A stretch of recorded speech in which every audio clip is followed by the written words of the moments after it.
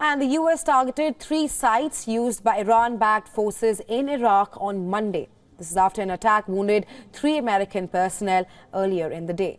Washington has repeatedly hit sites used by Iran and its proxy forces in Iraq and Syria in response to these attacks on US and allied forces since outbreak of the Israel-Hamas war on October 7th.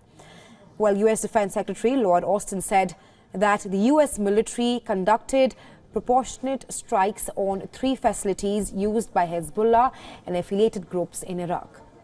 U.S. National Security Council spokesperson also stated that Monday's attack on the airbase wounded 3 U.S. military personnel and 1 is critically injured. The drone attack was claimed by the Islamic Resistance in Iraq.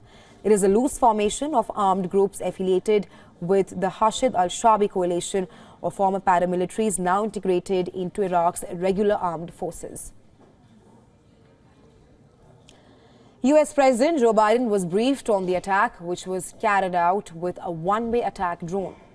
The U.S. President directed the strikes in a call with Austin and other national security officials after ordering the Defense Department to prepare a response.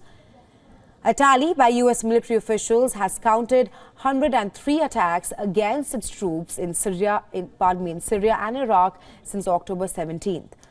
Most of the attacks have been claimed by the Islamic Resistance in Iraq, which opposes U.S. support for Israel in its war against Hamas in the Gaza Strip.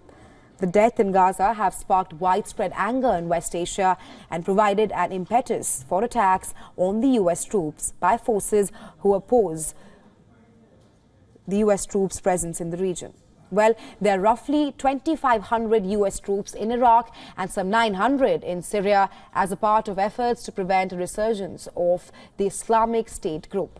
Terrorists once held major areas in both nations but were pushed back by local ground forces supported by international airstrikes in a bloody multi-year war.